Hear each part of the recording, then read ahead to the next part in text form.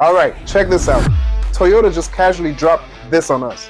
And no, it's not just another sports car they cooked up.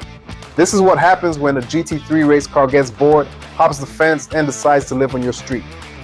But for real, can you actually daily a beast like this? Can you handle that unholy sound, that raw, untamed energy on your way to pick up groceries? Is that even a thing? I mean, just look at it. The GR-GT wasn't styled by someone with a fancy art degree. It was engineered by certified madmen. This whole machine is built on one simple religion: aerodynamics first. Function told form to take a hike. You can see it everywhere. Every single vent and slice in this body isn't for show. It's got a job to do. We're talking giant intakes to keep the brakes and engine from having a meltdown. And a body so low and long, it's basically glued to the ground when you're going plat.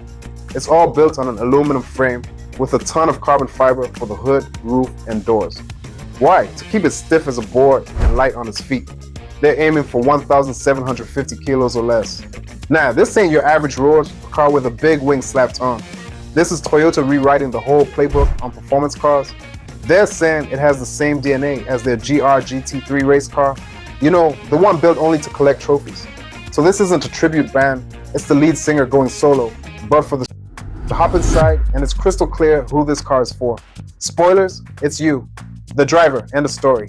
This prototype is rocking red leather and Alcantara, but don't get it twisted, this ain't a luxury lounge.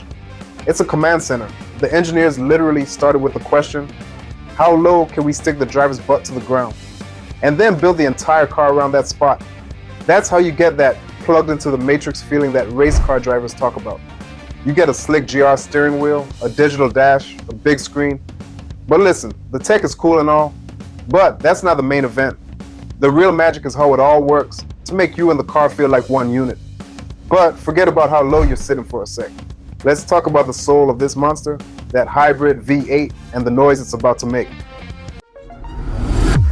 Pop that long hood and you'll find a brand spanking new 4.0 liter twin turbo V8.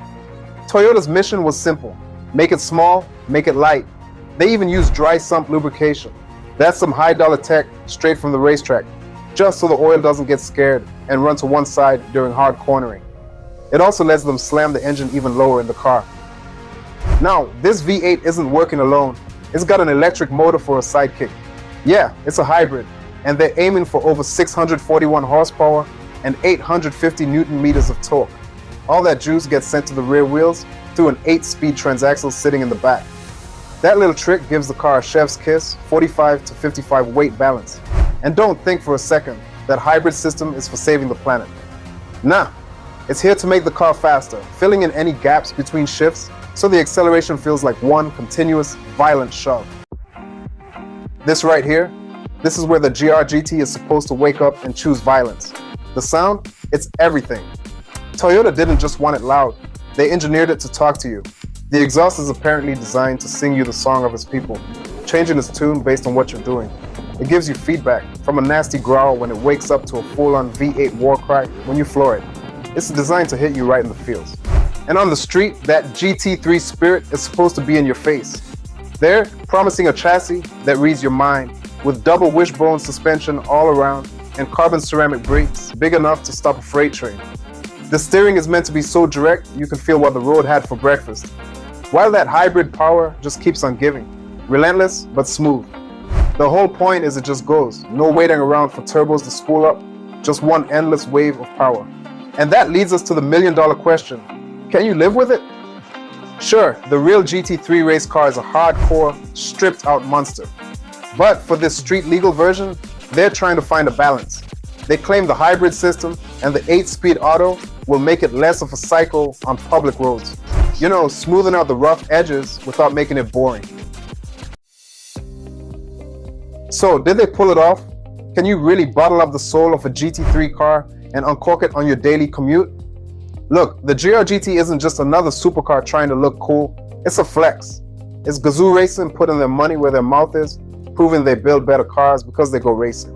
It promises the noise, the feel, the pure drama of a competition car, but in a package you won't need a pit crew to operate.